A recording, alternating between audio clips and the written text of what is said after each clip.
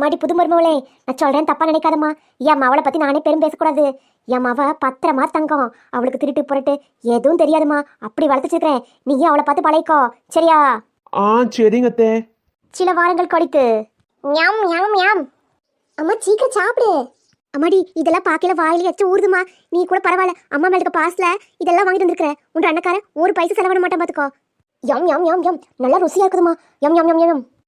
இது என்ன பிரியாணி, மீன், chicken piece 2 round கட்டி வெட்டு வெட்டுன்னு வெட்டுதே.